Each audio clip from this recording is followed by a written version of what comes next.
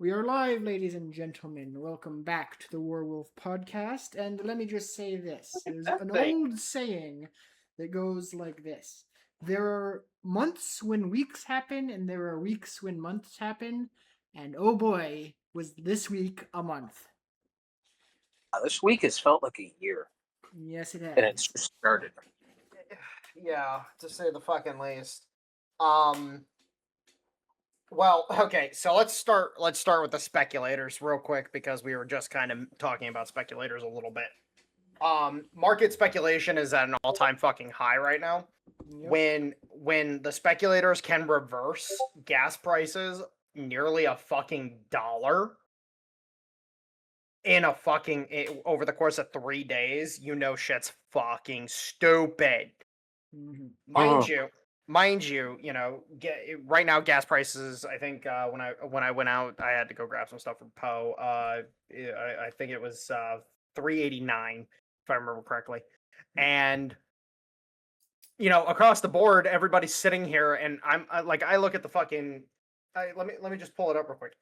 I look at the futures market. Futures market's currently sitting at 316. Where's the fucking extra fucking 60 cents, 70 cents coming from, bitches? Taxes? No, the taxes are baked into the price. Wait, so is this a futures market for like gasoline at the pump, or not just like? No, wholesale gasoline. Oh, by the liter? I did not know. By the gallon. Oh, by the gallon. I didn't know there was a futures market for just wholesale gas as well. Interesting. Yeah. It's here. Let me post the fucking. I'll post it inside chat. But no, like 316. Like first and foremost, like they are trying to speculate the fuck out of this, which is hilarious to me. You know, oil popped up. $5, almost $6. You know, fucking poor Brent crude is still maintaining that $5 fucking $5 fucking spread, which is hilarious to me because it's like, yeah, okay, cool. Non-deliverable, motherfuckers. There's a reason why nobody's fucking buying your stupid contracts right now. Yep. But then we also have the fact that, you know, you look at beef, you look at fucking urea, you look at fucking just all these different fucking things, and they continuously trying to fucking speculate the market into a scare. Urea. And it's like, what? There's a future market for urine now? No, urea, the shit they use for fucking fertilizer. Yeah. Fair enough. Yeah, let me actually see. It's somewhere in here. Where is it? Oh, there it is. Urea, $387.50 a ton, which it's actually down fucking 7% this week. So, okay, let me just fucking point this out, people. You know it's a crock of shit when the fucking oil futures and gas futures and everything pop up, but then urea futures fucking drop. Like, I'm sorry, last time I checked, those two futures are supposed to coincide with one another. It's almost like it's literally just straight up market manipulation. Fucking Christ. And then fucking gold. Oh, Jesus Christ. Apparently gold fucking is dipped under 42. It's down by 4,000 right now, which is hilarious to me. By the way, I'm just gonna point out to everybody, the gold price sliding like this is indicative of one thing and one thing only. Nobody's buying fucking gold right now. Right. Why is nobody buying gold right now? Because there isn't a fear in the market. Hmm. I bet you if I looked up the fucking 10, what's the U.S. 10-year right now? Oh, look at that. The U.S. 10-year is currently sitting at 4.62. Look at that. Look at that. It's fucking ridiculous. And I bet you $1 to fucking donuts. Hold on.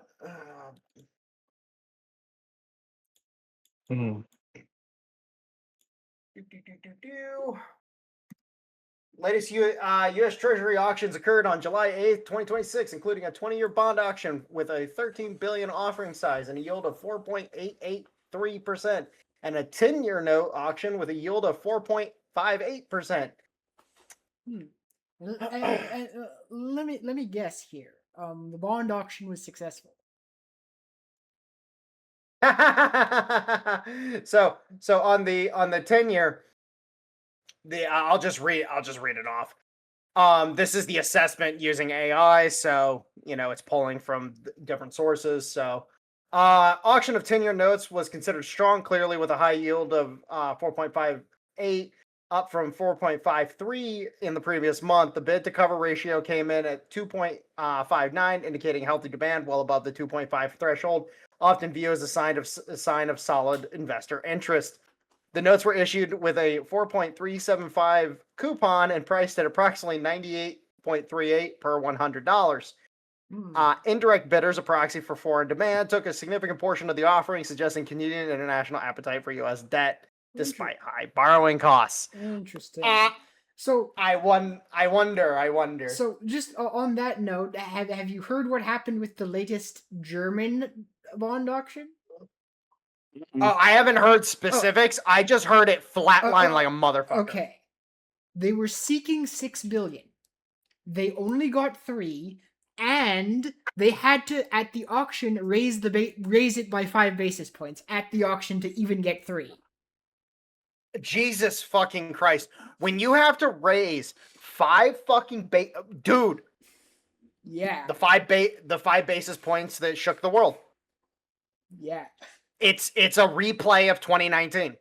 The 5 basis points that shook the fucking world. And they still only got fucking half of what they wanted.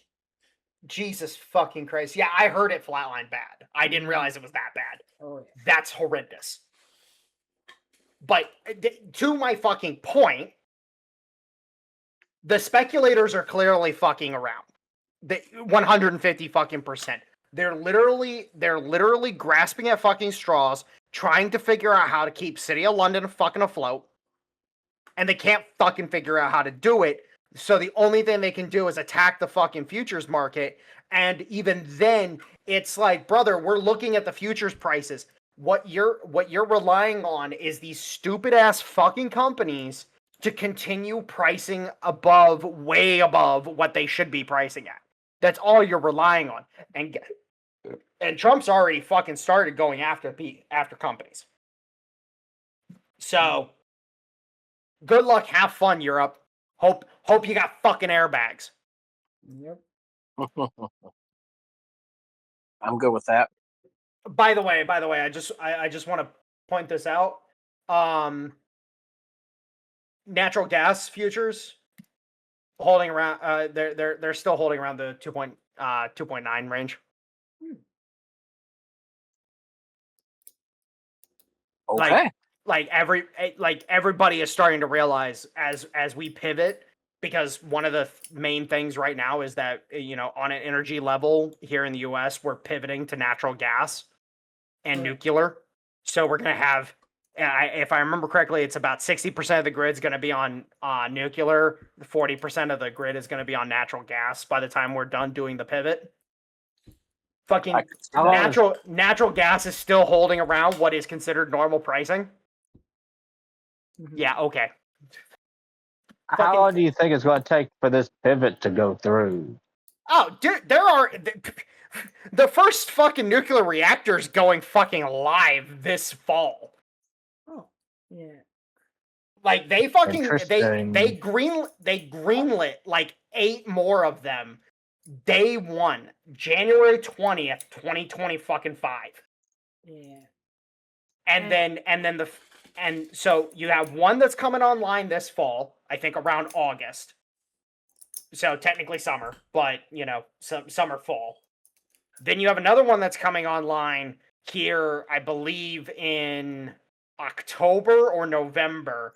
Then there's 2 more coming online before the end of the year, or supposed to. They're, accounting for delays. So that's 4 the end of this year. 4. Not bad. There's another 4 that are supposed to be coming online next year. What are these, like, standard nuclear reactors, or are these now like the SMR reactors, the small modular ones? So the small modular reactors, they're working on the small modular reactors. Yes, those are, if I remember correctly, those are the last 2 that are supposed to be coming online. All right. The first 4 are more traditional. Right. The next 2 were a newer design that was already approved and everything, and so they just fucking fast tracked those 2 because all the permitting had been submitted and everything, and so they just said, fuck it, let's go for it. We'll tear them down in 50, 100 years, whatever the fuck. And then the last 2 are supposed to be the small modular reactors. And then in terms of the small modular reactor shit, we are currently looking at Korea and Japan and the US are upping the ante. So right now, Korea produces about, I want to say it's 3 of the, is it the A4 or 4A? It's the same reactor that we use on the Gerald R. Fords. They produce about 3 of those a year right now. Which, anybody who's curious on why the Ford class is taking so long to fucking get rolling, it's because the reactor production is so slow. It's one of the main reasons. And I would say it's about 40% of the problem. Because remember, the Gerald R. Fords, they have 2 of them on each ship. Yes, I'm aware. So, I thought aircraft carriers typically had 4 reactors on a ship. Depends on depends on the class. Hold on. I know the new ones, they're 2 reactors. I'm pretty sure the old ones that they're replacing were 4 reactors.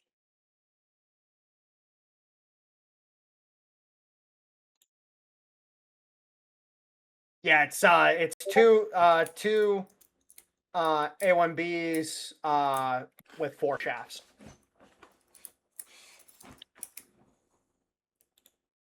So, but the point is, and it's the A1B. The A4s are the new ones, the brand new ones. But the point is that at the end of the day, we've already signed a deal to get Japan in on production of the nuclear reactors themselves. The U.S. is spinning up a production line here.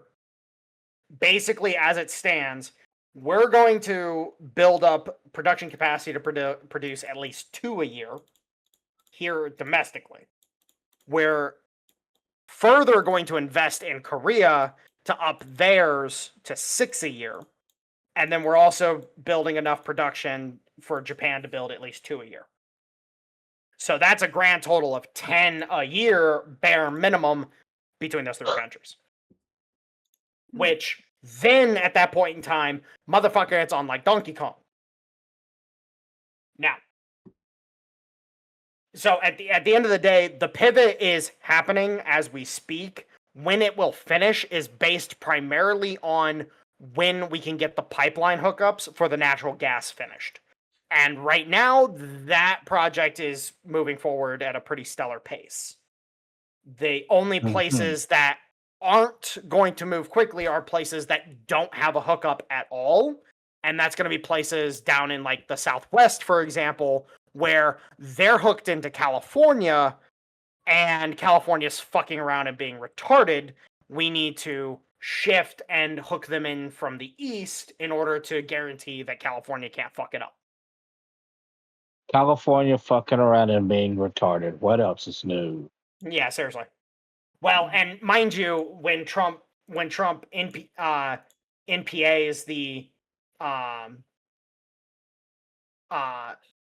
the refineries out there finally, which I think I know exactly. Like, everybody's still speculating on why he hasn't NPA'd this shit yet, and I think he kind of gave away why he's not doing it yet.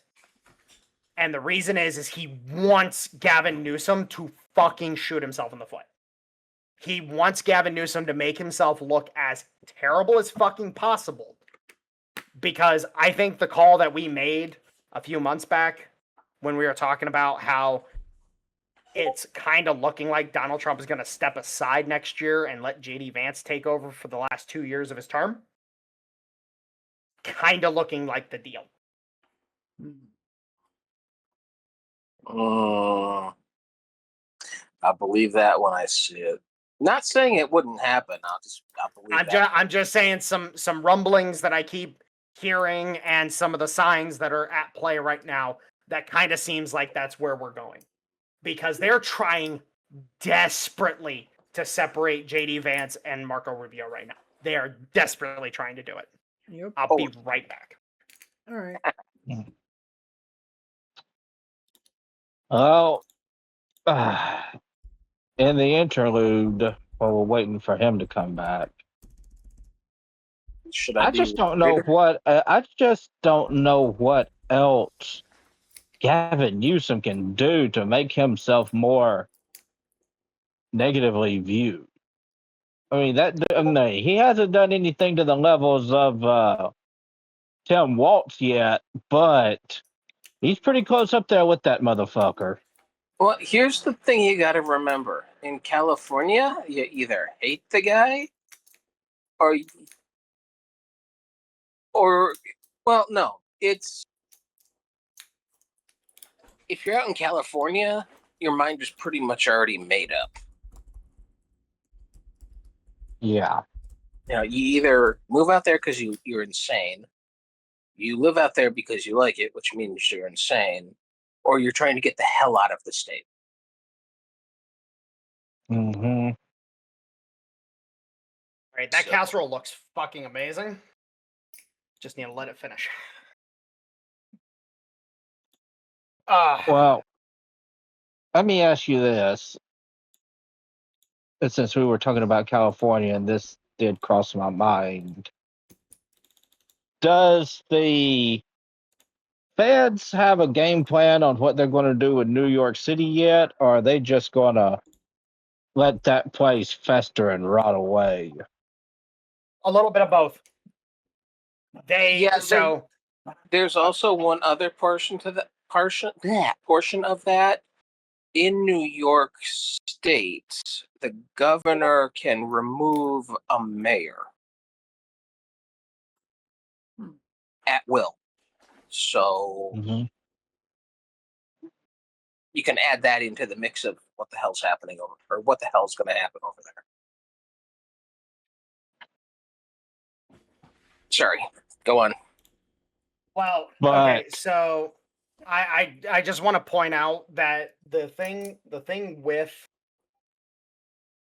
Mamdani is let Mamdani play his stupid games. And then fucking hit him like a goddamn fucking freight train as fucking hard as possible when he decides to try to pull the trigger. Let him piss off the people of New York. So then when we come in and liberate their asses, they're fucking throwing flowers in the street in front of us instead of fucking hand grenades. Yeah. And also, William, in regards to him and the governor, aren't those two pretty much working together? I think governor's up for re-election soonish. And not so much working together because 80% of what Mamdani wants to do, he can't do as a mayor. He has to have the governor do. And Hochul wants nothing to do with it. because she knows it's toxic. Oh, speaking it's of a poison fucking Mamdani, apple. did you hear that he was trying to lead some sort of separate negotiation team with Iran by himself? Yeah. Yeah, I got that bookmarked. Let me get the link. Yes. Have you ever heard of the Logan Act? Yeah, I'm aware of it. A few years ago, a couple people got hit with it pretty hard. Mm-hmm. You're not supposed to negotiate with foreign states if you're not, if you're not the federal government. Yeah, I think there's recent case law on that with General Flynn. Mm-hmm. Yeah, my mistake. I didn't have that bookmarked, and I don't think I can find it in time for it to still be relevant. No worries. But yes, I did see that. Mm-hmm. And also, I also want to get your guys' input on this, especially Mike's. Do you think that one of the things that Zoran Mamdani's doing is like a soft succession from the country and trying to turn New York City into a city state, basically? I don't think No, that's effectively what he's doing. Yeah. Effectively. So let me explain it. Let me explain it like this. What they're trying to do is they're trying to cordon off and landlock the center of the country. If you look at a map, and I mean this literally, if you look at look at Google Maps real quick, just pull it up. The Democrats control all of New England, going all the way down to Virginia. They've sealed. Effectively, they're trying to seal off the Chesapeake. They're trying to seal off Long Island. They're trying to seal off the Delaware Bay, et cetera, et cetera. They're trying to force a situation where they have control, effective control, of all the major harbors of the East Coast. Then you look at the situation with North Carolina, for example. They're trying to force a situation there now to try to, create a similar setup down there. But what are we doing in response to it? We've opened up the Gulf. We currently have Cuba by the balls, and we're about to fucking, solidify them as a new partner here soon. Which then, at that point in time, the only options they have is taking over Florida in order to try to impede our ability to utilize the Gulf, which they can't. We've already prevented them from doing so. Which then, at that point in time, what's their next best option? They start, firing missiles off at us from the Bahamas. Well, then we just carpet bomb the Bahamas out of existence. Congratulations, Brits. That's our hippity hoppity. That's our property. And I was fixing to ask, do y'all know who owns the Bahamas? The British. Yep. But that's the whole point at the end of the day, is that they control effectively from Maine all the way down to Virginia right now. Which, they're trying desperately to reestablish some semblance of control in West Virginia. They can't fucking do it at this point, which is hilarious. They're trying to wall in Washington, D.C. as hard as they fucking can, which is funny. It's like, okay, cool, whatever. We'll fight through you. Like, what do you think that you can win a land war on United States soil? Like, are you fucking stupid? But for some reason, these people think they can do it. It's like, yes, please send your people into prepared fucking ground. Like, fucking do it. Anyways. And there's a similar story with the West Coast. Like, the only port we currently have on the West Coast, period, in a story, is the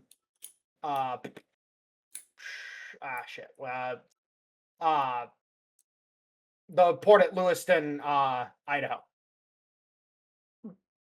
It's the only port on the West Coast that we have any direct control over. And if I remember correctly, the problem is The problem is that in order to get anything into Lewiston from the Pacific, they have to go through Portland in order to get there. That's what I was fixing to say. I was fixing to say, in order to get to that port, don't they have to travel through enemy territory to get there? Yeah. So effectively, we're landlocked on the West Coast too.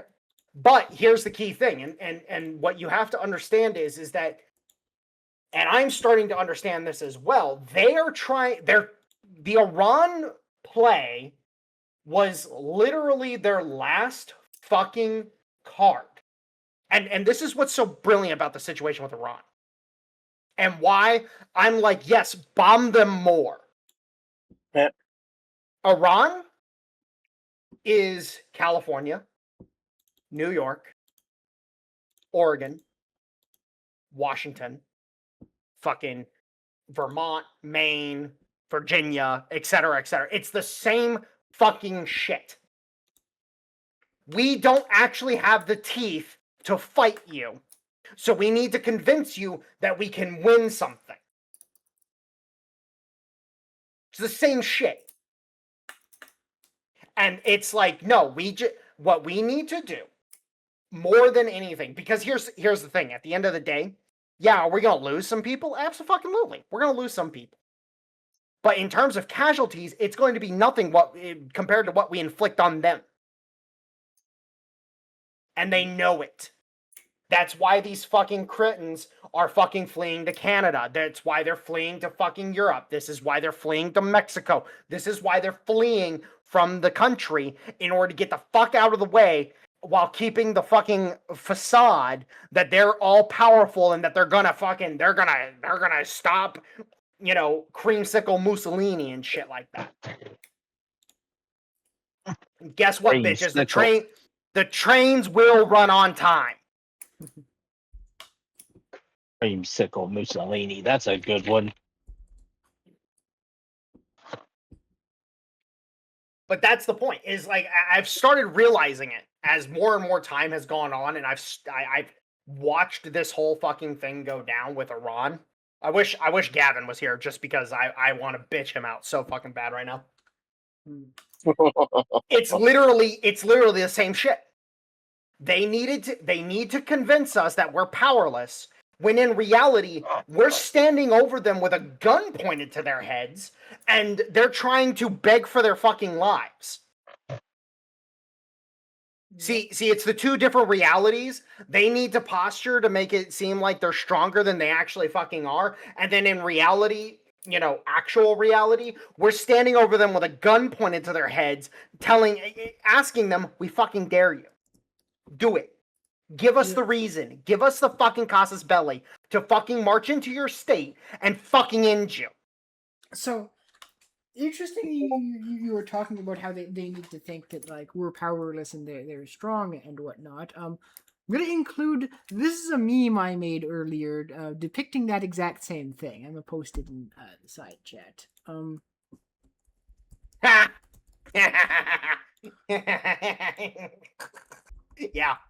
No, that's solid. Solid. But no, like, here's the point, is that right now the only threats, like, internally, there's going to be some problems. Internally, there's going to be some problems, but the only threats to the U.S. whatsoever fucking ever are from the north and from the south. The only places. Internally, we just fucking purge the bastards. They come out, they start fucking making a ruckus, we just shoot them. Yep. We just kill them. We just end their fucking miserable existence.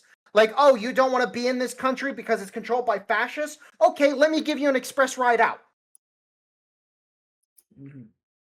Like, let me help you on your way. Also, speaking of purging the enemies, did you guys see on X where Pete Hegseth and the president have been going after leakers as hard as they can? Yep. Oh yeah. Oh, well, that's because so I can tell you what that is. That's to shut down the last vestige of intel gathering that these fuckheads have within our government.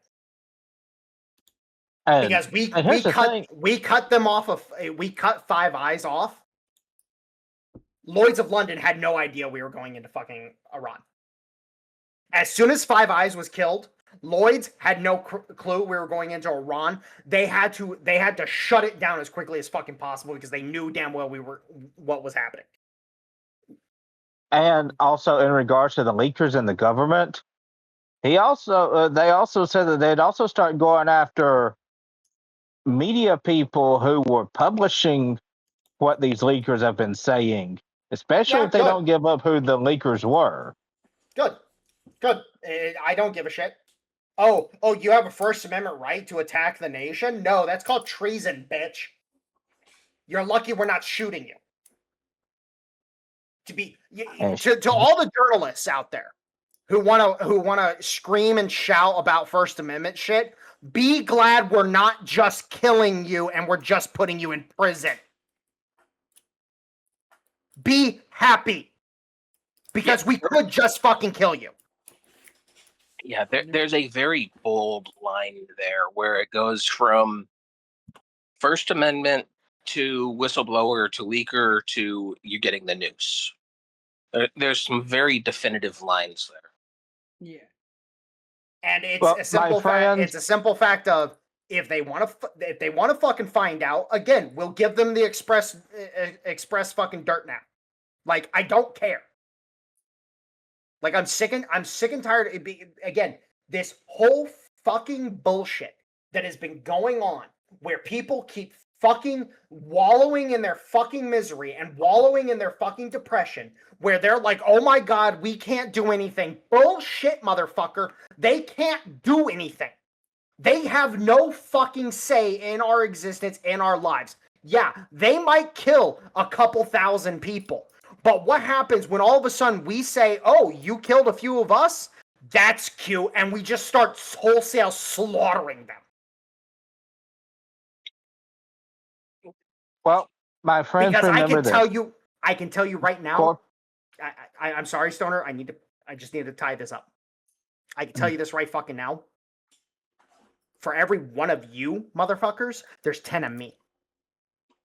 Yep. Just saying. Go ahead, Stoner. Well, my friends, remember this. Corporate journalists are not people. True. No, they're literally the lowest subhuman fucking filth. Always bully corporate journalists. Yes. There's a reason why people are turning to anime fox women and anime slime girls for their news. Think about it. Indeed. Yes, VTuber Nation. Oh shit. I was watching, speaking of that, I was watching Ember Paradox earlier today, and here, I think it was about a few days ago, she was doing a segment talking about how the corporate journalist, if I remember this correctly, I only watched it once. I may have to rewatch it again to get my facts straight, but I think what she said is corporate journalists are trying to get an agreement with YouTube to where they would be getting special privileges and special treatment and start broadcasting more on YouTube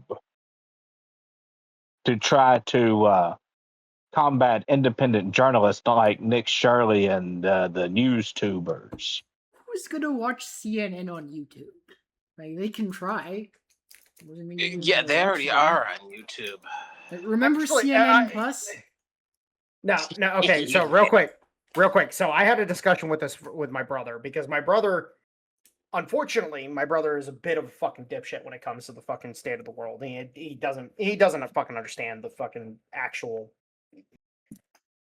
He's convinced that, Creamsicle Mussolini is the fucking, the problem with the whole world, and that if he just went away, that everything would just go back to being normal, yada yada. It's like, okay, sure, bud. Anyways. If who Mussolini? Creamsicle Mussolini. Oh, gotcha. Yes.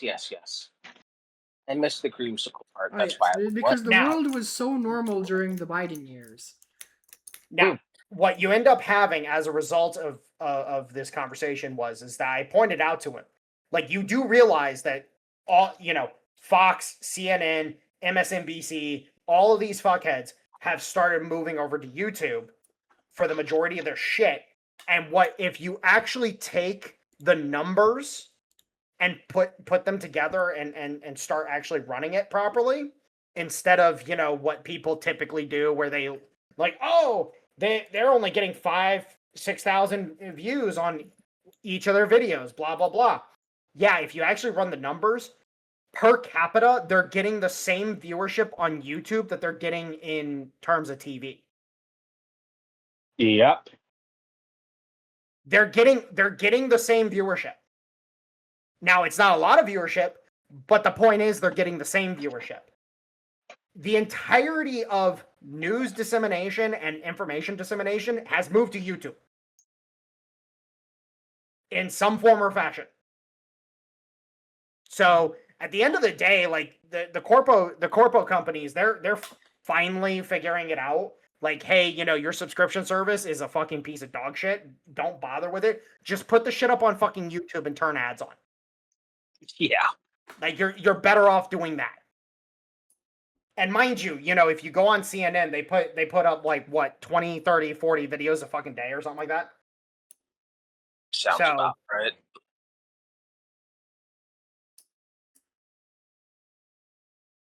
Yeah. I tell you, it will never not amaze me at how mogged corporate journalists have gotten, especially like in regards to the independent sphere. Yes. They are not fundamentally serious people. No, they are not. As I said before, and I'll say it again, I will take my Fox sue over the corporate journal any day of the week. Yes.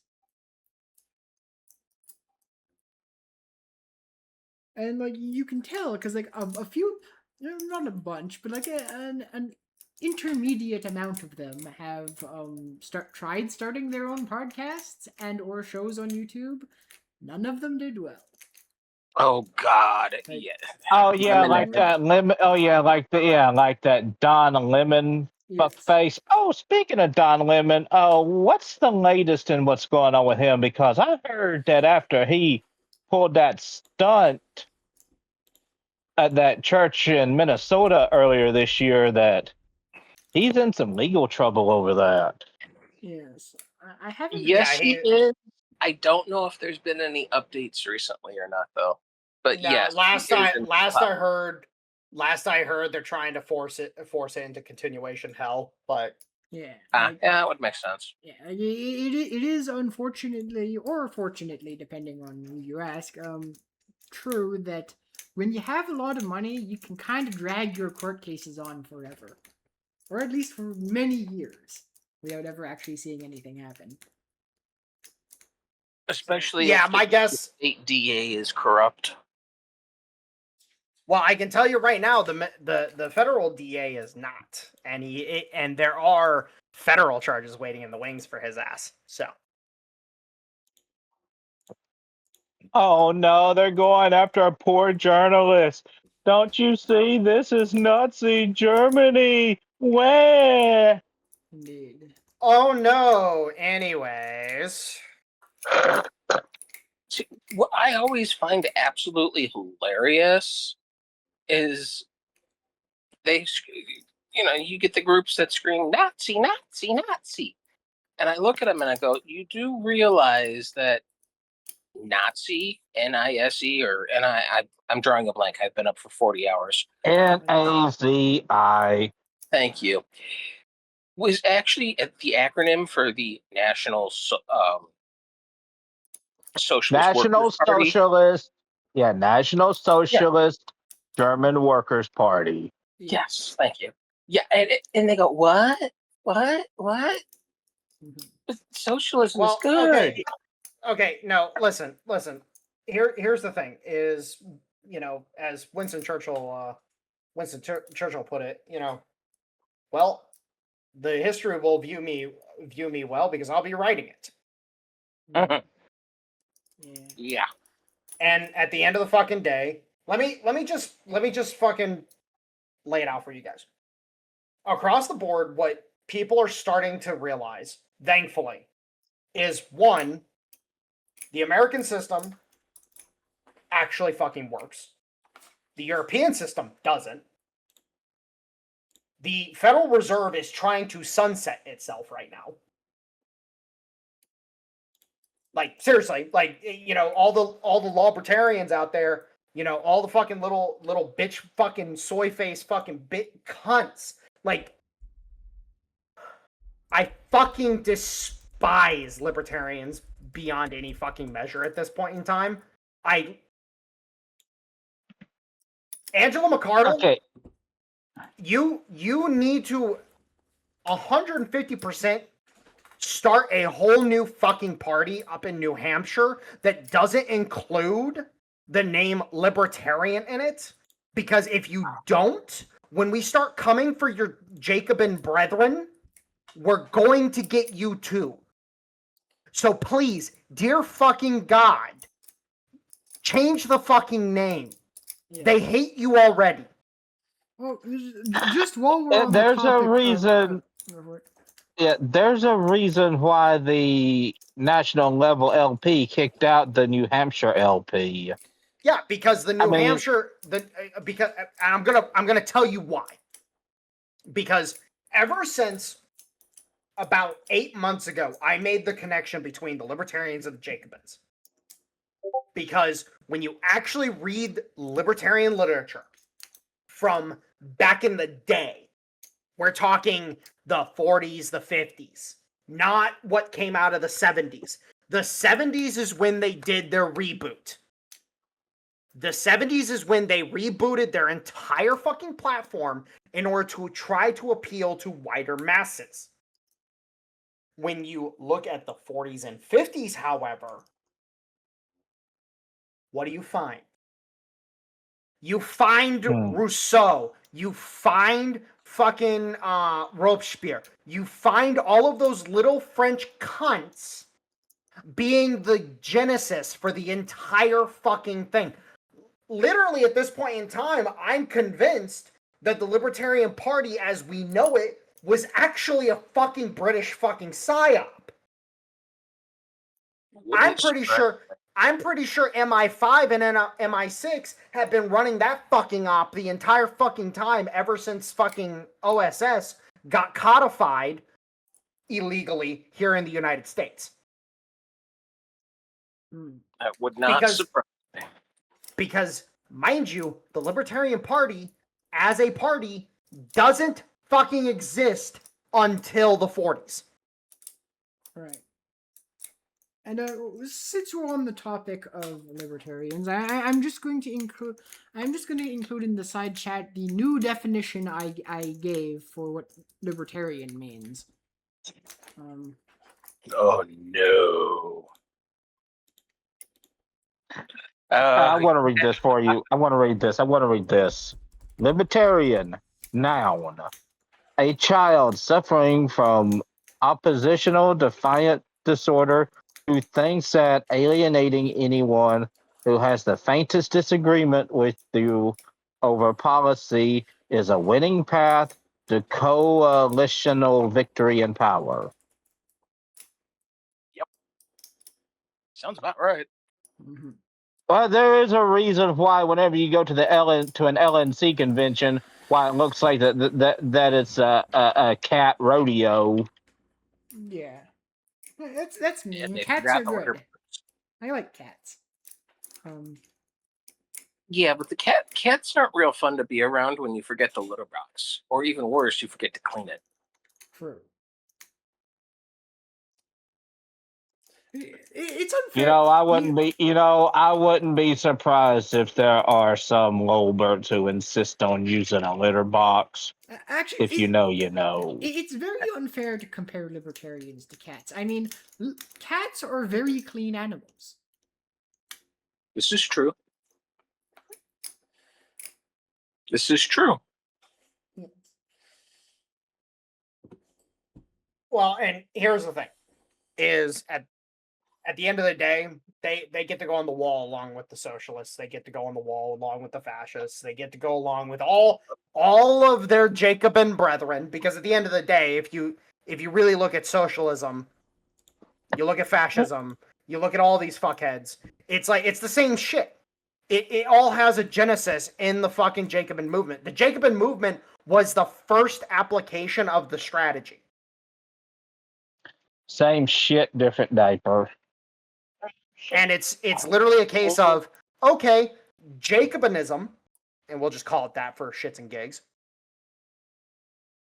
is the cancer of the world. And it needs to be fucking purged.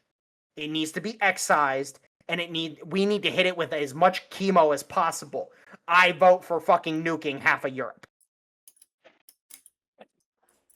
See, we don't even need to go that far. All we need to do is just stop helping them, and they're going to do it to themselves through replacement. True. Well, no, actually, they're kitting up they're kitting up to fight each other right now.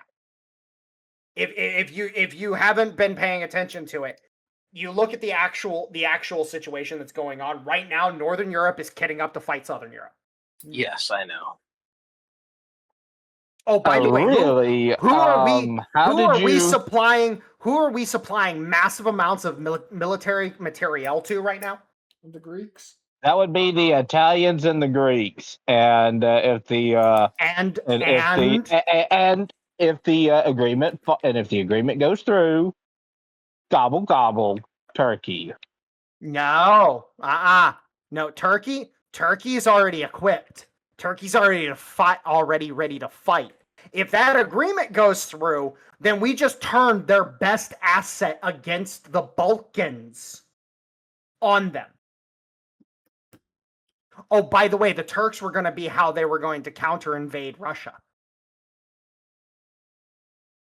Well, they are a NATO member, so that does make sense. But no, the Balkans. Right now, they're the fucking shit show that Romania's in right now. People there fucking they may not realize it, they may not know it, but they can sense it. That's why Romania is a political fucking shit show right now.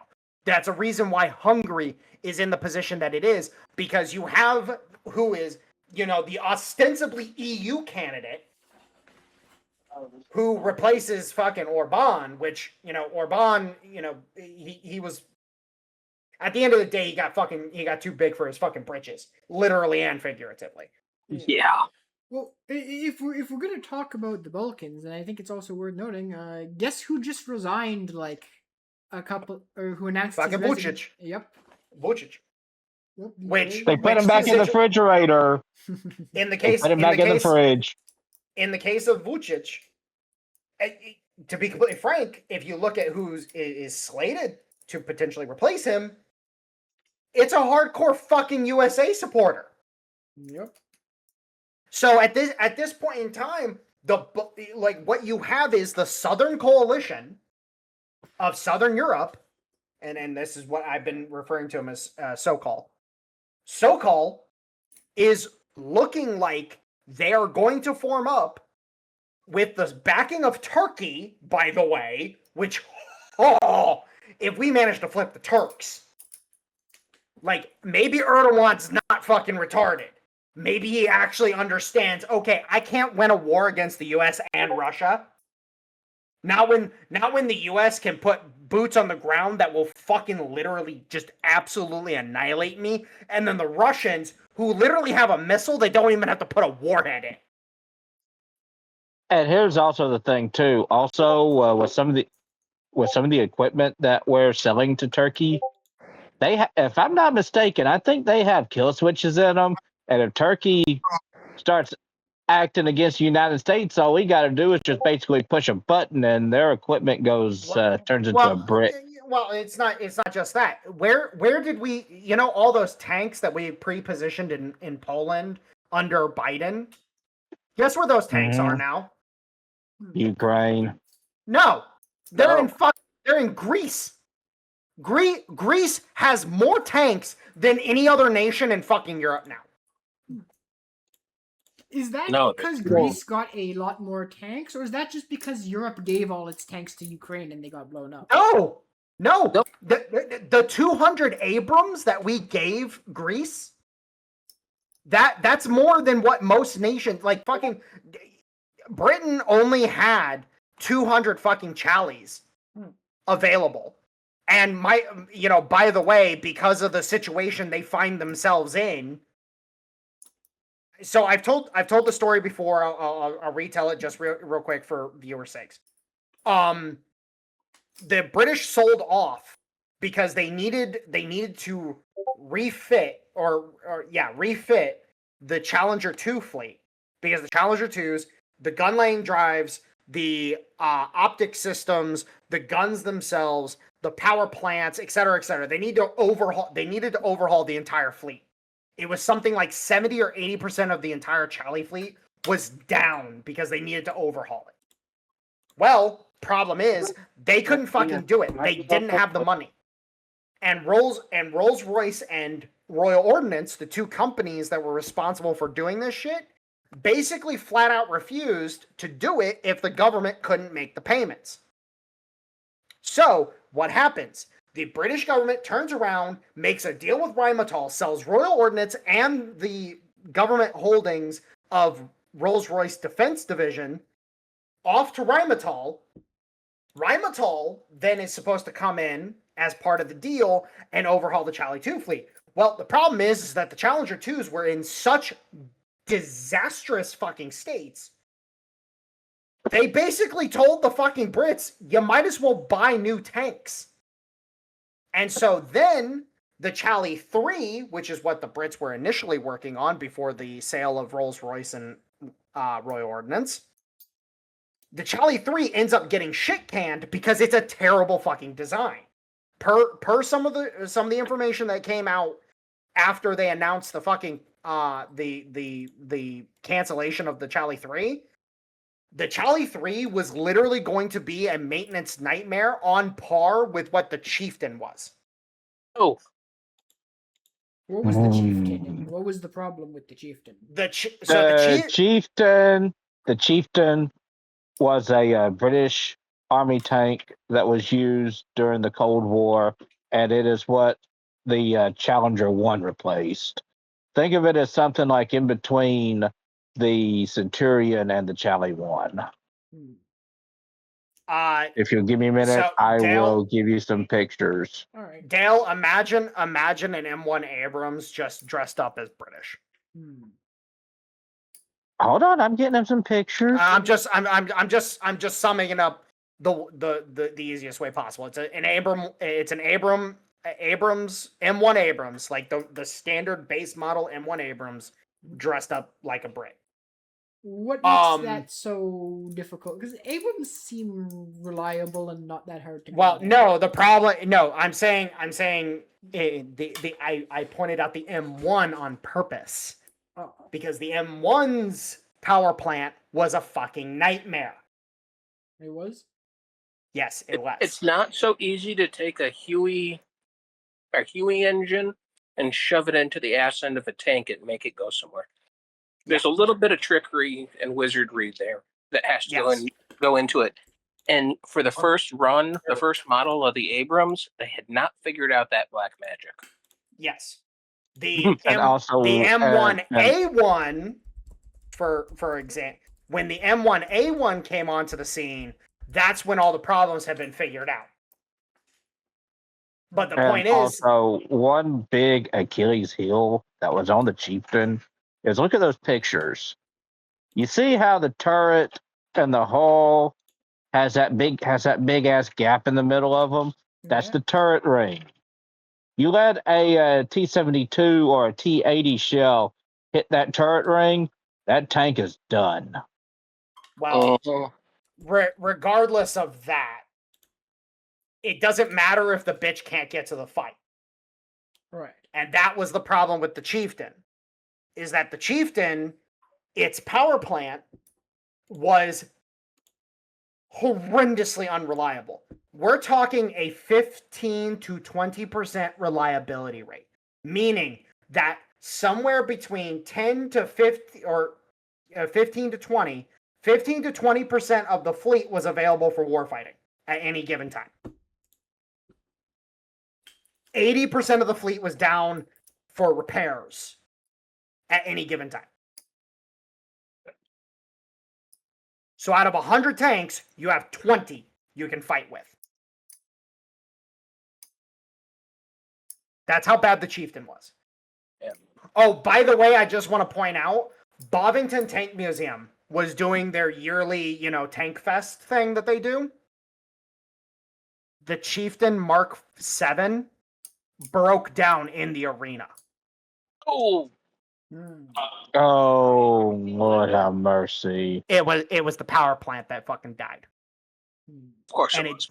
it died for the same reasons that it was a nightmare back in the day. They had to tow it out using a fucking Challenger. They had to tow it out using a Chally, and then they had to get the fucking techs to come in and fucking fix it in order to get it to fucking run again. Now, I was just thinking about this. You saying that their Challenger 2 fleet is in a horrific state?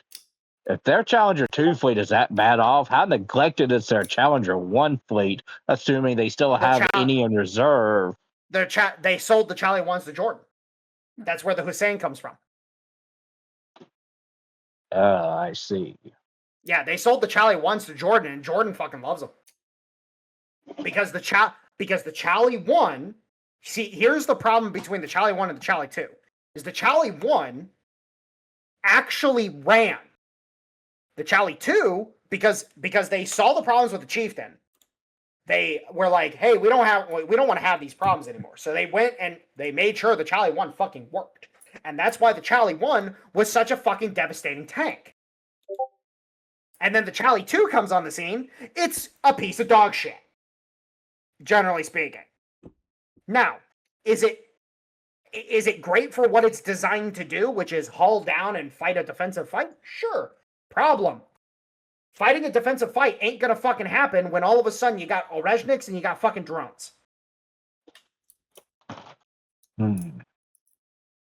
Sorry, warfare left the Brits behind in every way, shape, and form.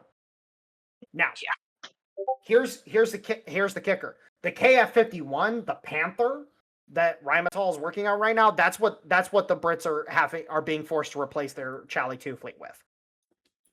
Because they don't have any other fucking options. And mind you, the KF-51 is reportedly a pile of fucking dog shit as well, because they're trying to cram a 140 mil into that bitch, and per my understanding, the turret and the turret drive do not like one another. That's a problem. Yeah, just a fucking bit. Like, there was a little tidbit that I got through the grapevine, which, rumor, can't fucking fully confirm it, but came through the grapevine. They were doing some testing with the KF-51. Whenever they have to make slight adjustments to the gun in order to get it on target, and I'm talking like, within 5, maybe 10 degrees, they turn off the turret drive and use the hand crank. Oh dear God! On the testing field, because it's easier to make those finer adjustments without risking the turret drive to just fucking hand crank it. Well, there goes the myth of like superior German engineering. I wonder, does the KF-51 have an autoloader installed on it, or does it still have a dedicated crewman doing that job? It still has a dedicated loader. Really? Yeah, because the Germans swore off autoloaders years ago because of the That's true. Well, because so originally back in the day they were designing everything with autoloaders. So you had so a lot of the West Germany, when they finally allowed West Germany to start rearming, what they ended up getting was a bunch of French AMX tanks.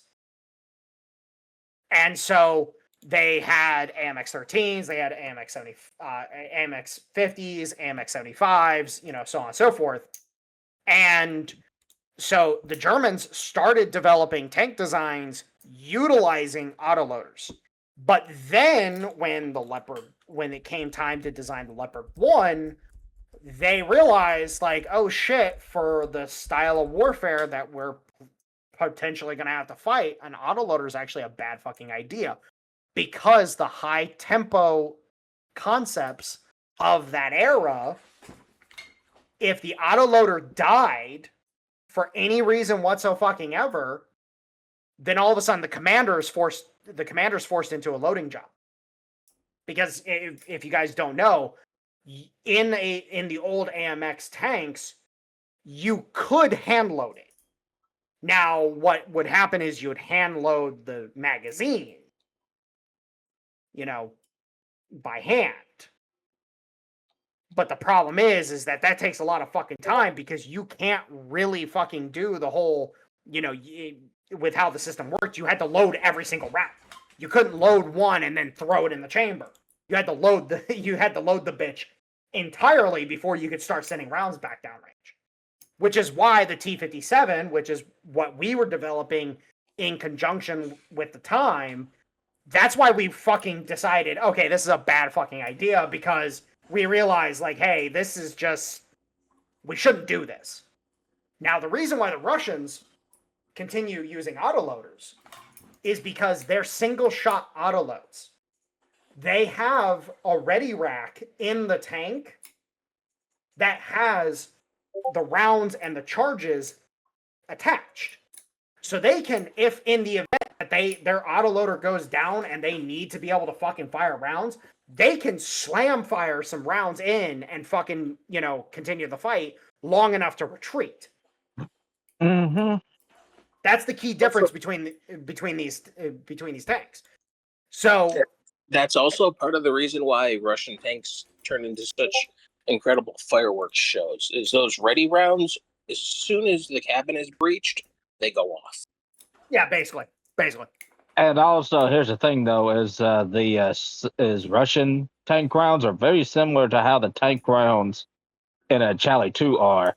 They're not in a single cartridge like they are on an Abrams. They are a separate. Yeah, it's round and charge. Shot and powder. Yeah. Hold on, give me a moment. I'll be right back. No worries. Oh, also something else too, in regards to like the different types of autoloaders. Russian tanks use what's called a carousel autoloader, whereas if I remember correctly, the autoloader that's in the French Leclerc and the Japanese Type 90s and Type 10s are conveyor belt autoloaders. Yeah. Yep. And then we use a bunker style that, well, it's not an autoloader, but bunker style holding. Yeah. The rounds that are kept in Abrams tank are held in a specialized container to where if the turret gets breached, the rounds don't cook off into the crew cabin. They have a pair of blowout panels up above them that directs the explosions up and away from the crew. Mm-hmm. And they actually work. You can ask the crews that had them go off on them. That is definitely a brown-inducing event.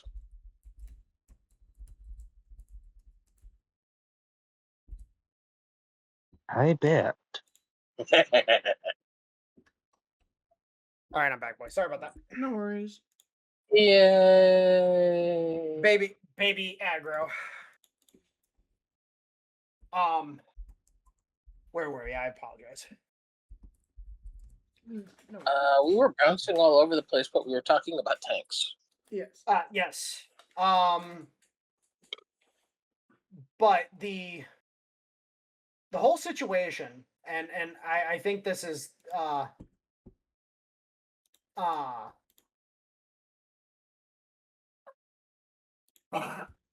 whole thing that people need to understand is that when it comes to war planning, Europe is so far fucking behind. It's unreal. Like, again, if we end up seizing Southern Europe from these bastards, which that's looking more and more like what's about to fucking happen. First off, if I was Poland, I would fucking just shut up and fucking eat it and fucking just straight up be like, we're not involved in this anymore. And broker a deal between the US and Russia. I'd fix to say, why not just side with the United States on this? Because culturally they can't side with the Russians. They just can't. They can't. No. They culturally cannot bring themselves to fucking do it. Yeah, there's way too much bloodshed between those two. That's kind of like asking Nazi Germany and Israel to get along. No, Dude, ain't happening. No, it's all about Minsk. It's all about Minsk. It's all about Smolensk. They cannot. They cannot allow the history to die. Period of story. They just can't. The Commonwealth was their heyday, and they fucking despise the Russians for stealing away their quote-unquote birthright. When in reality, it was the Lithuanian side that caused the fucking collapse anyways. Like, how Poland allows Lithuania to fucking exist as a country, I will never understand. But for some reason, these fucking idiots can't fucking get over the fact that, the Muscovites fucking, beat us fair and square in 3 fucking wars and tore the Commonwealth down, even though we're the ones that caused the wars to begin with.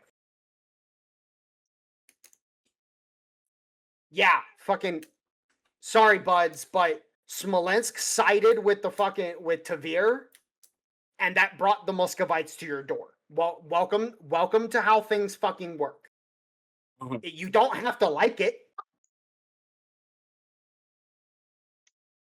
It's the same thing that fucking happened with Ryazan and the fucking Golden Horde. Ryazan called for fucking reinforcements. Muscovy fucking showed up and fucking trounced the Golden Horde. Well, welcome to life.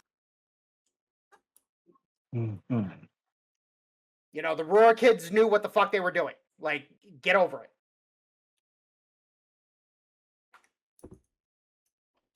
But that's the point. Is that the Poles have, at this point in time, if I was Poland, I would stop fucking posturing. I would stop fucking acting like they're gonna somehow fucking, I love the fact that they think they're gonna survive a war with Russia. It's like, excuse me, you think the bad blood doesn't go both ways?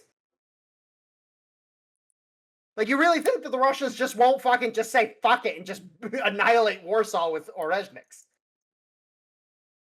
They'll take up to the fucking river. What's the name of that piece of shit river again? The Vistula. Sorry. They'll take up to the fucking Vistula and then be like, hey, who wants the other half of Poland? Like we're cool with this. Okay, I gotta ask. It's just fucking laughing. Would Russia really do that right now? Preemptively attack Poland? No, not right now. I'm saying fucking 2, 3, 4 years from now when we fucking go to war with the Europeans. Because again, it's gonna fucking happen. Like the next war in Europe is teed up. My expectation is by the end of this decade. At minimum. So, I don't know if this relates to it or not, but did you guys hear about the new Air Force One getting hacked? So, I've heard the claim. Yeah, that's what I was going to say. Whether or not it actually fucking happened is still up for debate. There's the reason why I was mentioning it is because even Fox News covered it. Yeah, and again, you're talking about corporate media. Fox News has as much of it. Murdoch has as much of a vested interest in seeing Trump fail as anybody else. Murdoch is not an ally. He is a fucking partner of convenience. Just worth noting, who here knows where Rupert Murdoch was born? Probably England. Australia, mate. He is Yes, Australian. Close enough. He's not American. No, he's not. And I thought it was New Zealand, so I was off. I was waiting for you to say it, but I thought it was New Zealand. But Almost. the point is, yeah, no, Murdoch is not fucking. He's not an American. He has much of as a vested interest. Like you'll notice if you actually look at the people who control shit, there's a reason why we went and took control of Paramount. Mm-hmm. Because Paramount was the one vestige of American media that we did have control of as Americans. The rest of them are controlled by non-Americans. It's also why Washington Post has fucking been sidelined like a motherfucker, because they're controlled by the CIA. Now Jeff Bezos got the talking to, and he collapsed Washington Post to the point where now they're on life support. Basically, they've been told, you continue doing CIA business, we're just going to kill you. Mm-hmm. But Washington Post, if you actually go over to the Post, I've only seen some stuff recently. But if you go over and check them out, they've been very oh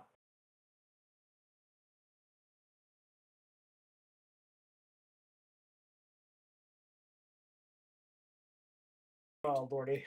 Anyways, I think it's also time we move on to another topic of big news of the week that we get to address.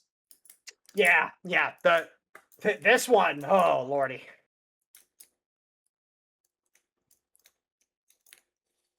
Yes. So Lindsay Graham died yesterday, as of recording this time, Monday, July 13th. It's gonna it's gonna be much harder to make s'mores now. Oh well. Oh come on, nobody. You use graham crackers to make s'mores. Oh, right. Yep.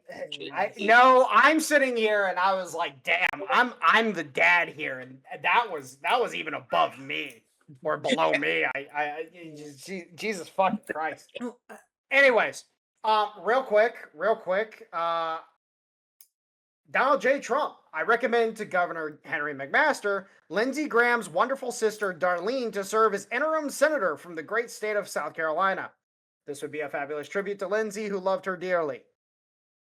Makes sense.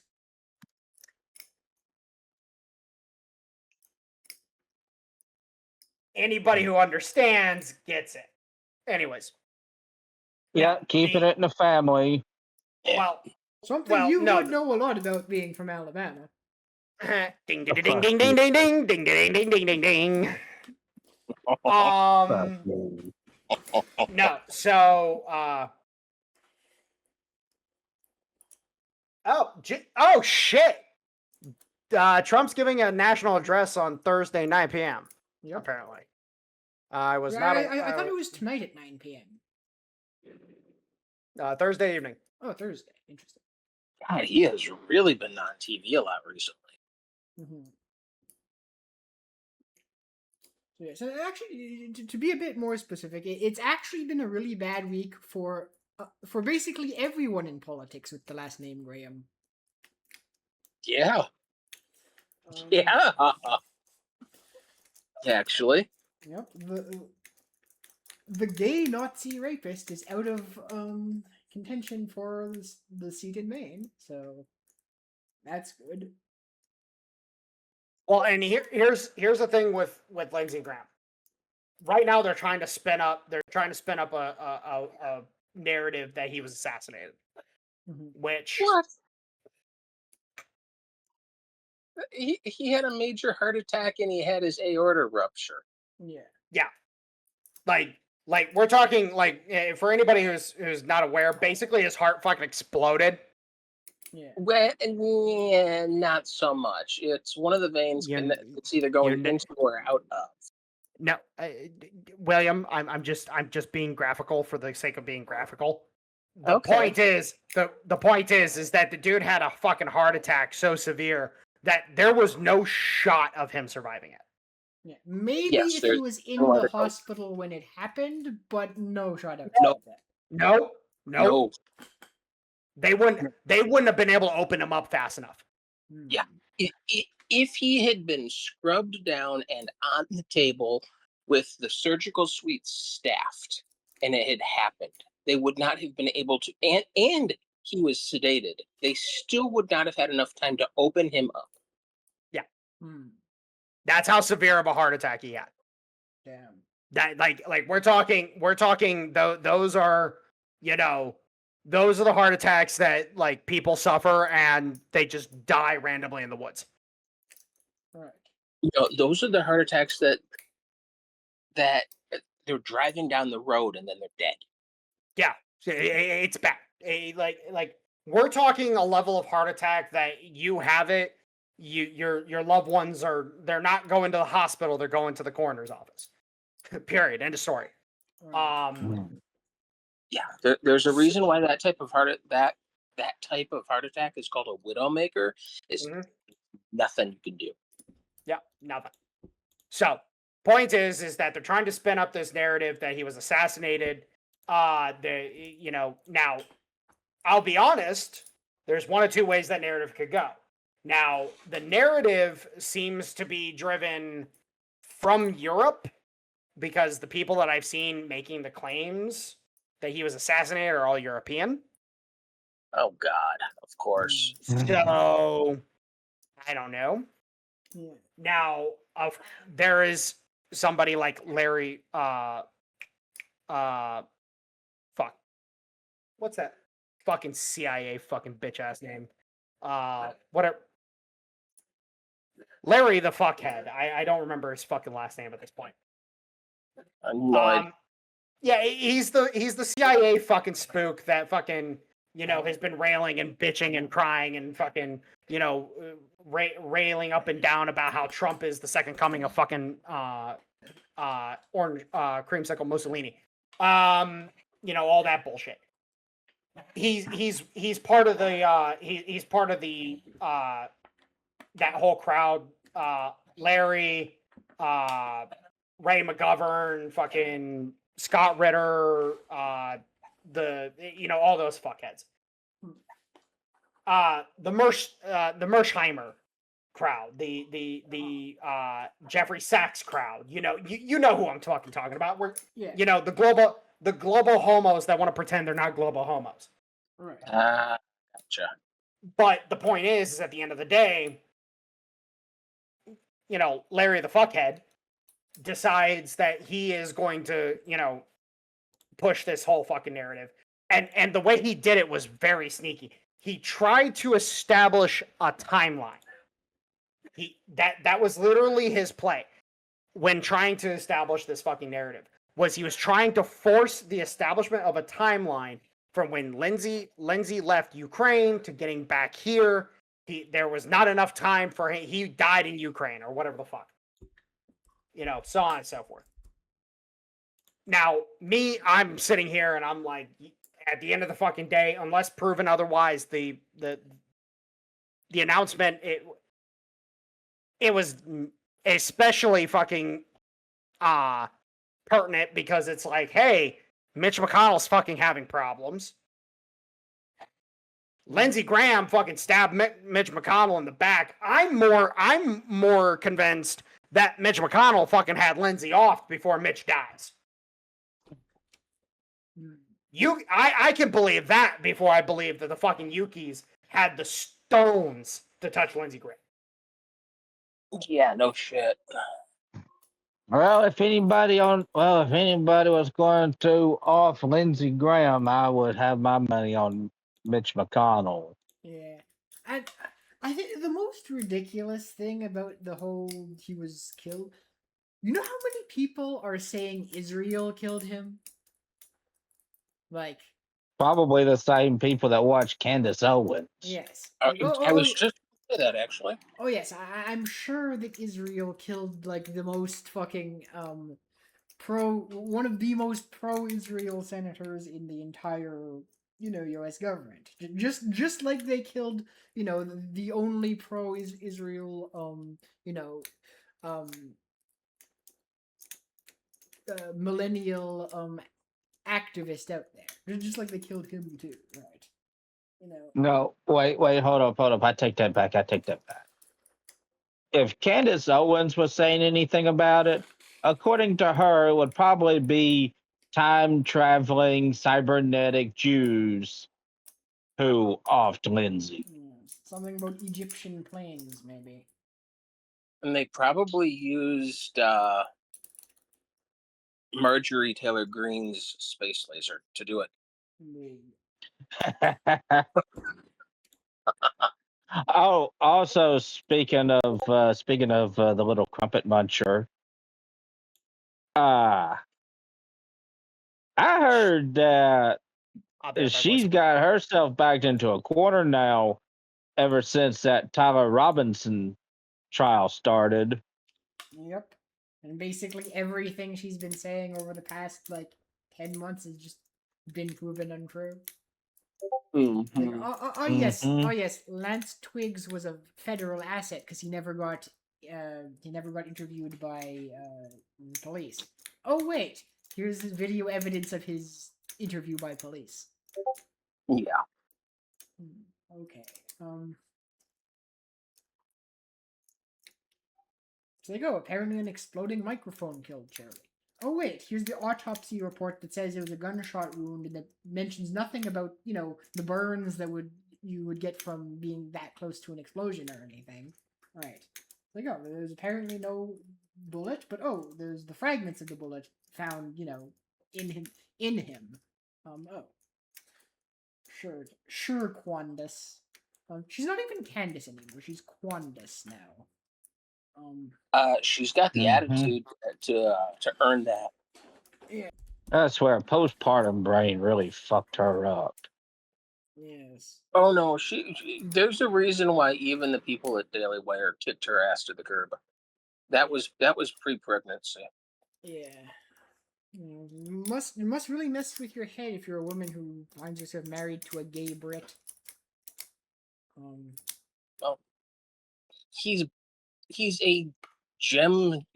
Well, no, his family is the gem dealers. Yep. But yeah, he's a British gem dealer. Yeah. Few things could be gayer than that. Unless you're wearing a yarmulke, not much. Well, no, actually, I take that back. The yarmulke is the shield. I misspoke in how I said that. The yarmulke is the shield from that. Fair enough. As soon as you lose the yarmulke and you're a gem dealer, especially if you're British or based in Britain, oh yeah, it's just get 3 pinkies on one hand and make sure they're all raised all the time. Yep. Oh, hold up, guys. Yes. I just found something real quick. What did you find? Okay.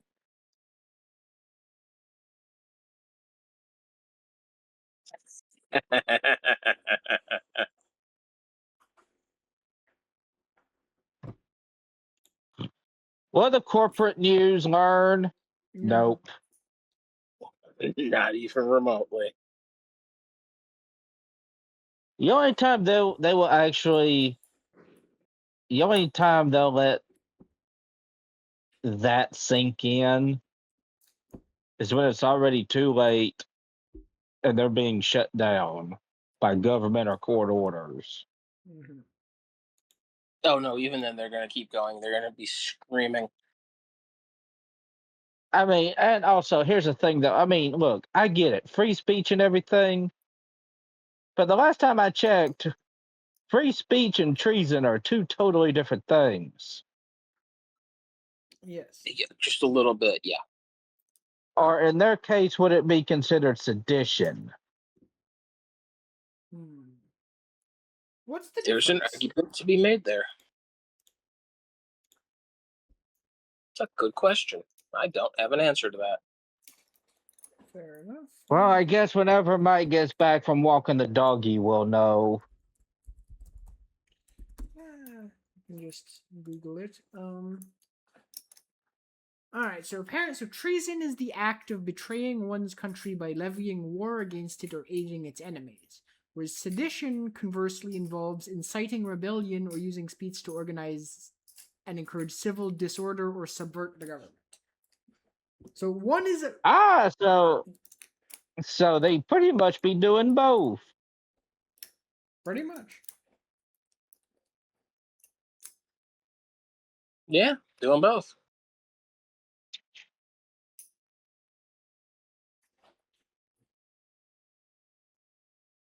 And we know what the penalty for treason is. All right, I apologize. My dog apparently really needed to go out because she jumped on my leg the way she did, and I was like, "Yeah, you're telling me you need to go out now." Uh-oh. Let me out before I use your couch. Yeah, seriously. Also, something else came in today. This came out 5 hours ago from Eric Daughtry, and he's playing footage from Fox News for what it's worth. Anti-ICE rioters are storming Senator Susan Collins' office in Maine after an ICE agent-involved shooting when a driver tried running over said ICE officer with their car. Yep. Yeah, I thought you posted that earlier. I might not have. Yeah. Same Yeah, thing. Sure, I got it. Hey, real quick, guys. Hey, guys. Real quick. Okay, I finally found the sheet I was looking for in this packet. Oh, they send a whole fucking packet for this shit, apparently. The results of the genetic testing performed upon the child, the mother, and the alleged father indicate there is a probability of 99.99% that the above-named man is the father of the minor child. Nice. It's like, motherfuckers, like, let me just, because this is how funny this shit is. For the viewers, because I don't think I've actually talked about it. So, because me and my girlfriend are not married, we had to get genetic testing done in order to prove that, you know, I'm the dad and all that other bullshit and whatnot, because the state of Ohio put a fucking hold on her fucking birth certificate, which is fucking retarded. Now, the hospital fucked up a lot in this, by the way. The hospital, they completely dropped the ball. Child support enforcement here in Ohio has already contacted the hospital to rectify the fuck ups, because that's how bad they fucked up in the course of the situation. But we walked in. This is the funniest shit ever. We walked into the fucking appointment to give our DNA samples, and the fucking the guy collecting the samples and the caseworker who was handling the case looked at me and looked at the kid. Oh yeah, you definitely daddy. like sorry mom, we're now questioning you. Shit. Because Yeah, that's definitely daddy's girl.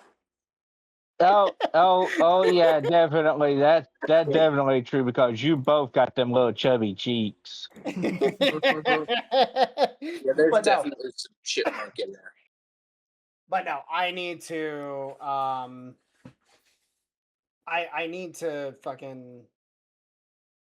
need to give them a call and be like, hey, you know, like we're not, because as part of this whole process they send the child support packet. And it's fucking hilarious to me, because it's like, We've literally stated multiple times, we're just getting this done so we can get her birth certificate, so I can get her social security card, so we can fucking do my taxes finally. We've made this statement multiple fucking times to child support.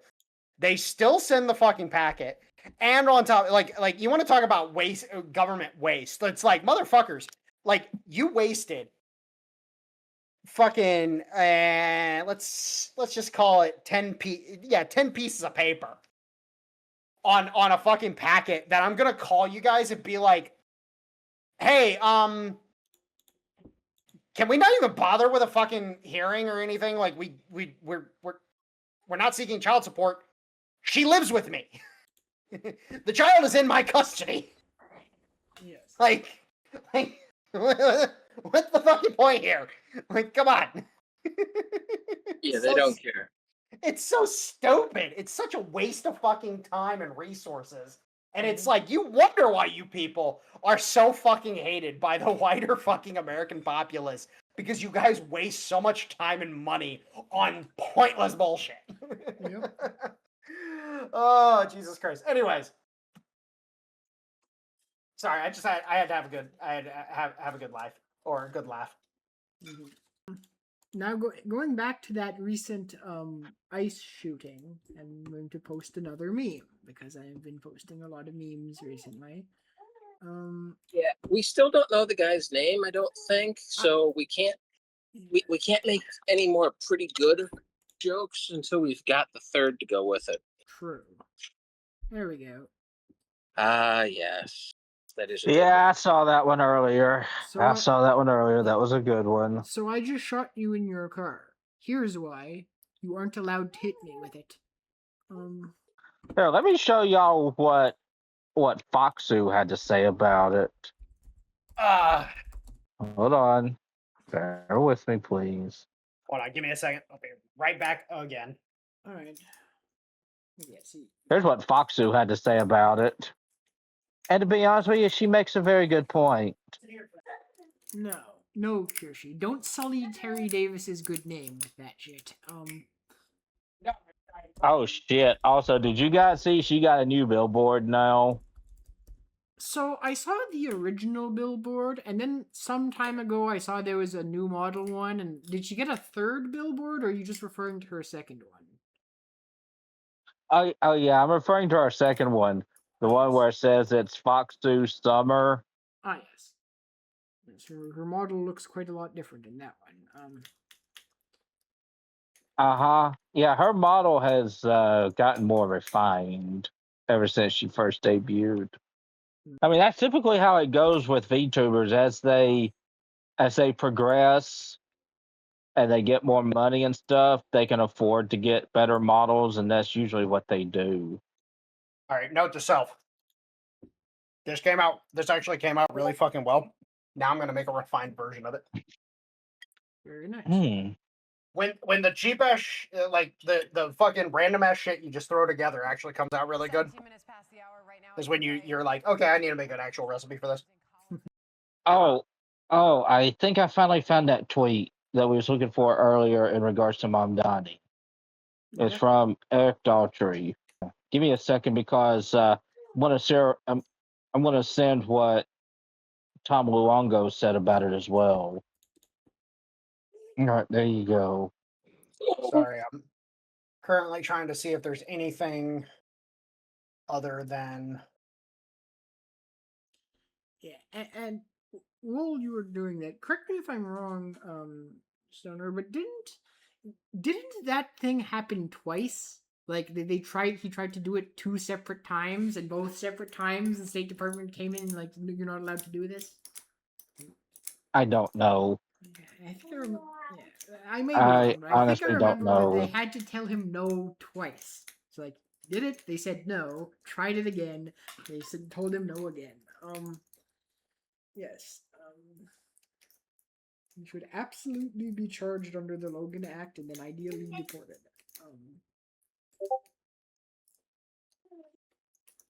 So, do you remember when he staged that fake July 4th press conference with the replica of George Washington's desk, but the desk was backwards? Yeah, I remember that. And also, now I don't know how true it is, but I heard that whenever they were doing their 250th celebration for the 4th of July, that Mom Donnie was doing everything he could to try to fuck everything up. I could believe it. I can too. Especially, and if I remember correctly, I think he also canceled the Times Square 250th 4th of July celebration too. I could also believe it. Would not surprise me.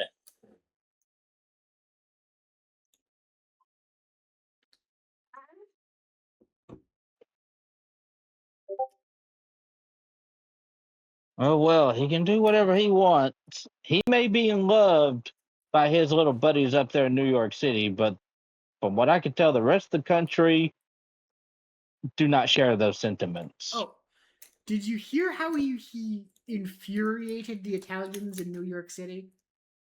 Oh God, no, I did not hear about this. Okay. What did he do to the Italians? Understand it. So he made a map of all the little he had this map made that was showing all the little like ethnic enclaves. Like here is little Uganda. You know, here is little Palestine. Here is little this, that, little Somalia. Guess what the one ethnicity that did not get its little neighborhood borough was? Little Italy. There was no little. Oh, of course. The Italians are too white now, of course. Yeah. That's why I was fixing to say the Italians are the wrong color. Yes. The most famous of all of New York City's, ethnic blocks just gets completely ignored. And they were not happy about it.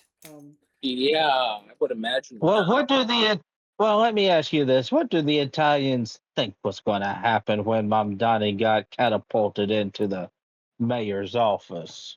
Yeah. I'm just saying this. Axe handles are a great way to fucking handle problems. True. They're a fantastic methodology.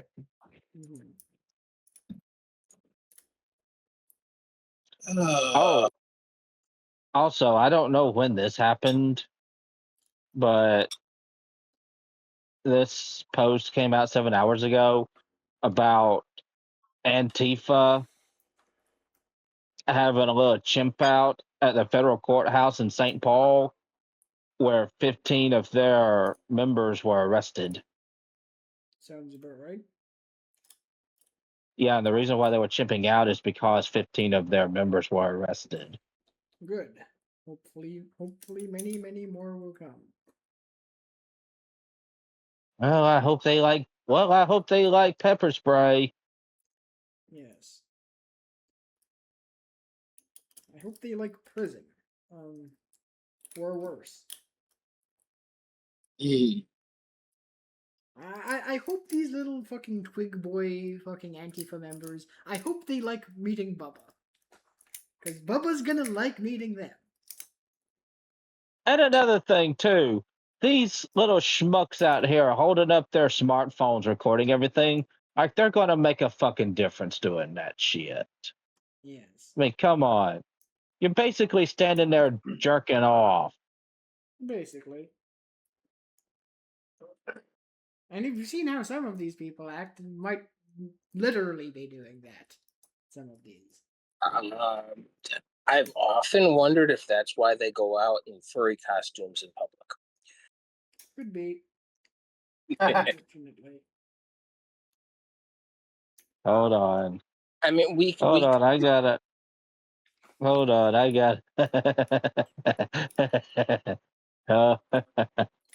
Yeah. What was it? They'd be like this. Oh God. Yeah. And that is something that is definitely not being included in the show. Yeah. I mean, you can just ask, what's his name? Tyler Loeffner? No, I'm getting the guy that Robinson. Thank you. You know exactly who I was talking about. Yeah. I mean, just ask him and his boyfriend. Because what they found on the towel that was wrapped around the rifle? Yes. Yeah. Oh god. Okay, that was one of those moments where you didn't know whether to cringe or laugh. Yes. He literally brought his real quick. comrade to the crime scene with him. That's Real right. quick. Which, oh, by the way, I do want to say the fact that people are still trying to be like, he couldn't have done it. Bro, how'd they get his fucking cum rack? Yes. Yeah. Oh no, the one I really like isn't even that. It gets better. It's well, there's other ways they could have gotten his DNA, or that his DNA could have gotten on that towel. They specified that they found his seed on the towel, and that's where they got the DNA from. Yes. And it wasn't just his DNA that was found on the towel. Yeah, It was it was- both of their DNA that was found on the towel. So real quick, just because I don't feel like fucking talking about Quandis and her fucking bullshit. Yeah, we were already making fun of Quandis while you were out walking the dog.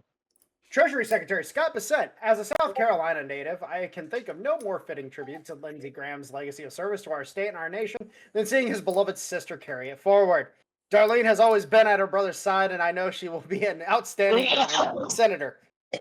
The U.S. Treasury will do everything possible to support her and her staff as they work on the president's agenda and continue to provide strong constituent services for the great people of South Carolina.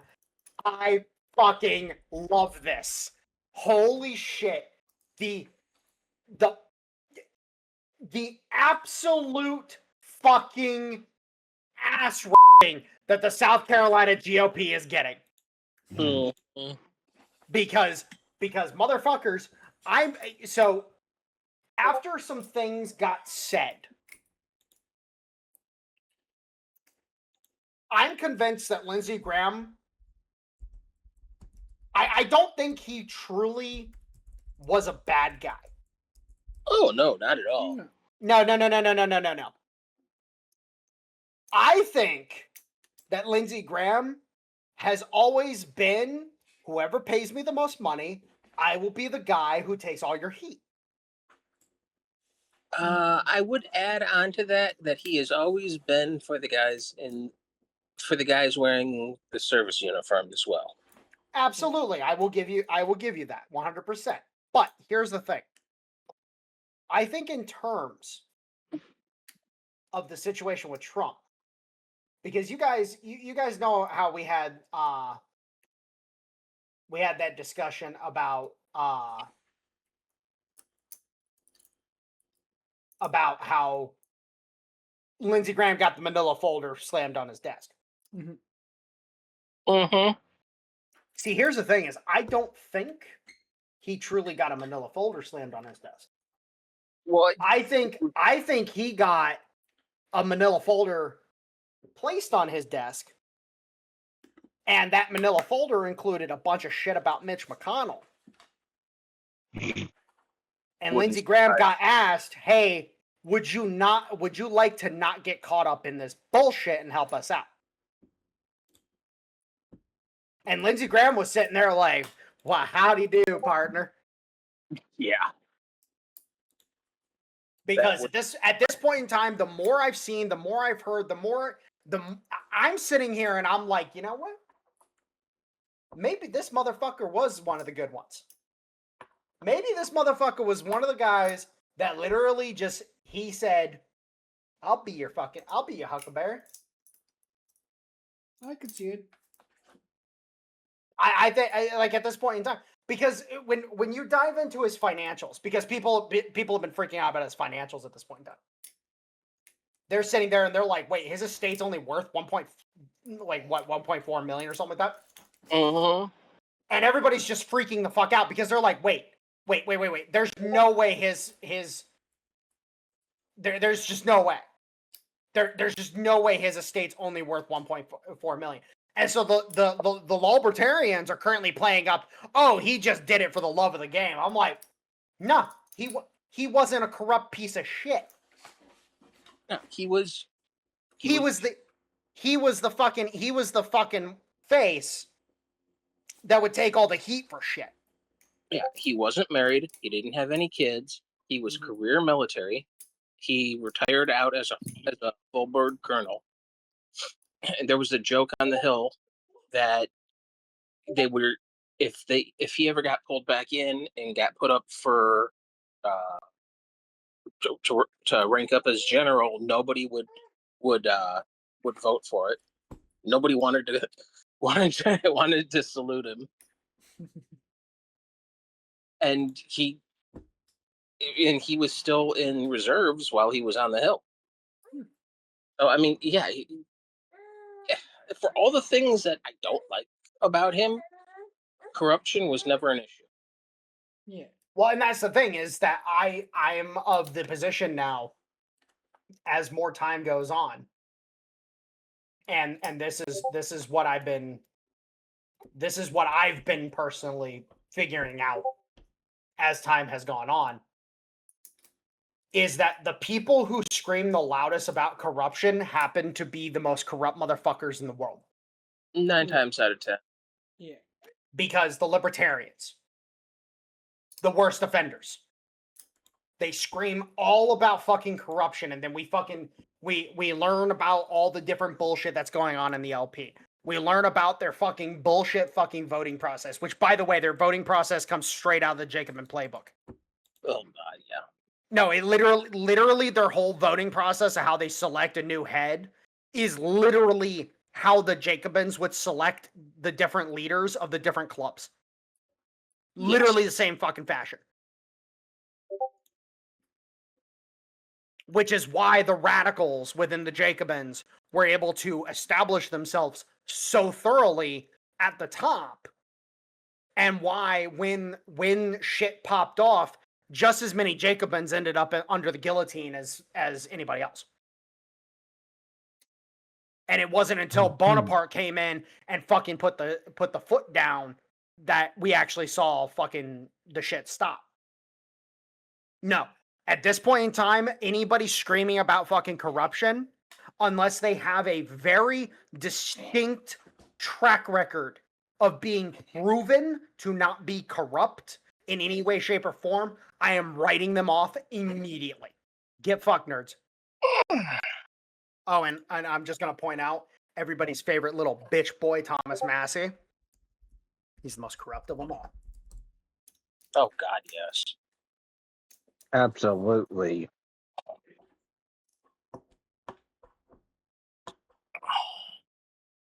Oh, yeah, speaking of Massey, wasn't he supposed to be releasing the Epstein files by now? Wasn't he supposed to... remember when he said he would read the names aloud in Congress, like, months ago and never did? Oh, no. He did.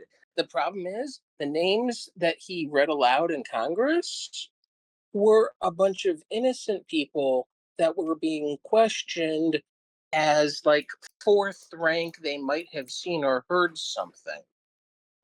Yeah, they were literally every single guy that, like, one of the guys in particular is some Arab dude from Qatar or something like that. This poor guy literally just had money at the fucking investment company that Epstein worked with every so often with Lutnick and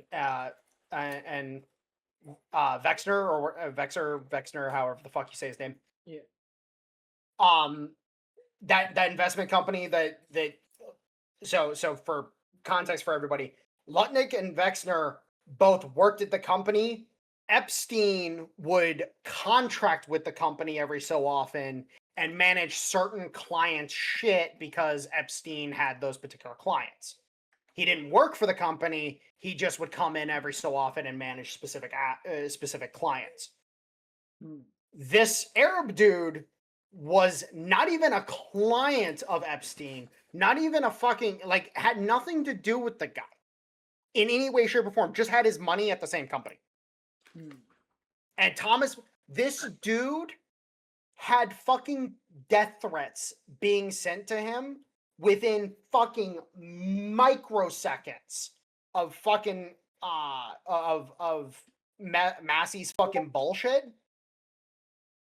And somebody made an attempt on his fucking life, per what I heard. Wouldn't surprise me. And the dude is just some regular fucking dude. Yep. And that's no involvement in jack fucking shit. And that whole fucking the whole situation with fucking Massey, at the end of the day, when we finally go and we start fucking handling these people, I bet you dollars to fucking donuts they're gonna put a fucking warrant out for Massey, and then it's gonna turn out, oh, where's Massey? Oh, he's over in fucking Europe. Wouldn't surprise me. But yeah, that was basically all 5 of those people. They were all, it was like, one of them, it was even further removed. It was literally somebody that they questioned because they wanted information on another person. Because they couldn't get a hold of that other person. So they were just trying to get background information on a person. It was that bad.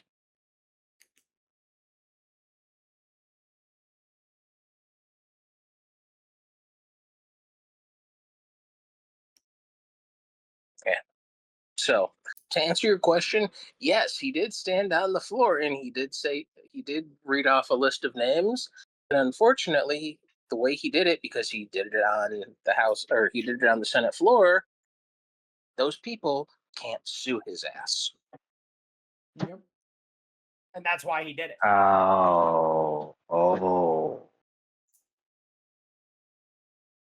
No, that's why he did the things that he did, was specifically to protect himself from getting sued, while he created distrust and chaos within the discourse.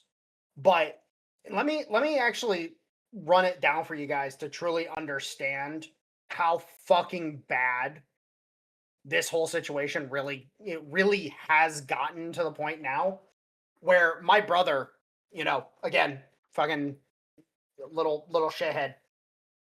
Oh, he's a pedophile. He said he can just walk into the girls' dressing room at the pageants because he owns them. Oh, for God's sakes.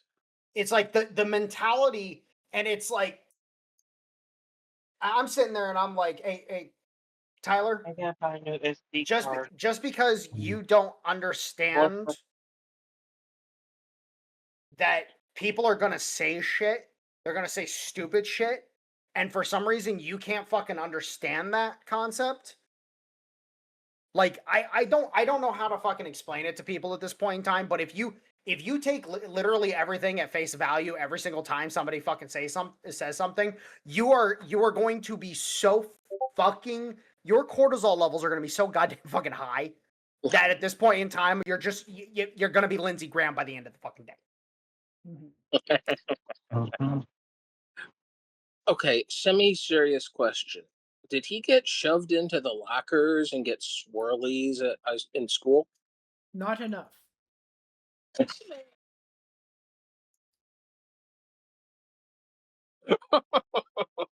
Honestly speaking, my brother, I frankly speaking just view it as a situation of, my brother is just willfully ignorant of things at this point in time, which is fine. Whatever, dude. Like, if you want to be willfully ignorant, go the fuck ahead. I don't give a shit at this point.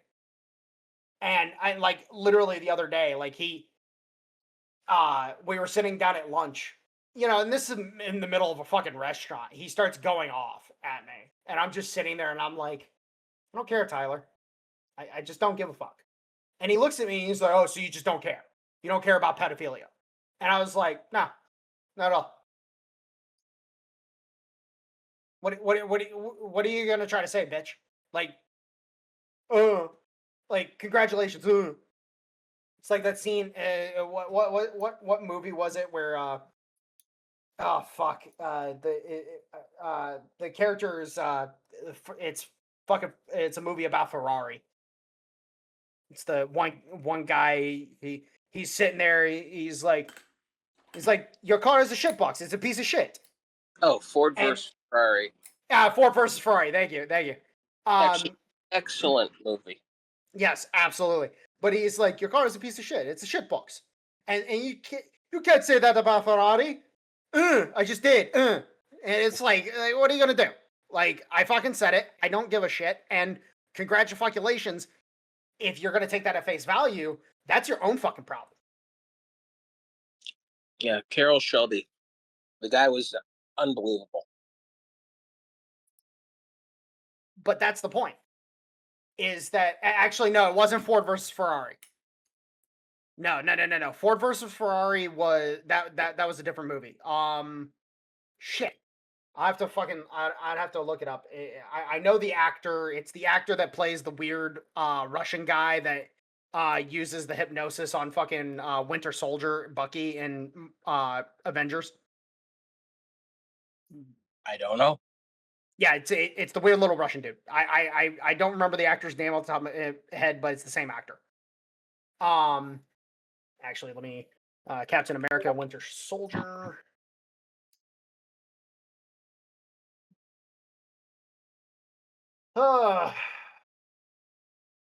Is it Winter Soldier or is it Civil War? Probably Winter Soldier, because that's when he shows up. No, it's Civil War. Oh, he gets mind whammied a second time in Civil War. No, Civil War is when the Tony and Stark or Tony and Captain fucking fight. Yeah, that's Civil War. Yeah. Hey, sorry about that. Son of a bitch. Her leg got stuck in something. Oh, that'll do it.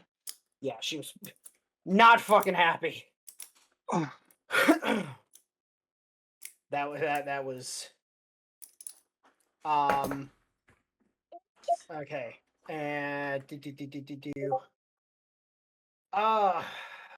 film. Oh well. Anyways. So, were there any other topics of the week we wanted to cover, or have we covered basically everything?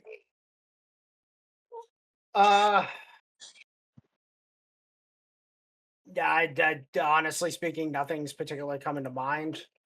Yeah. Yeah, we jumped around a little bit, so might have missed something, but nothing's coming to mind. Yeah.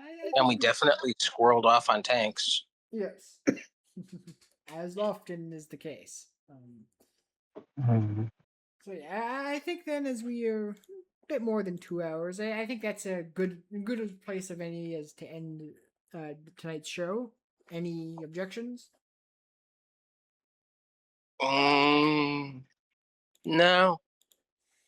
All right then, ladies and gentlemen, this has been this week's episode of the WarWolf Podcast. We shall see you all next week.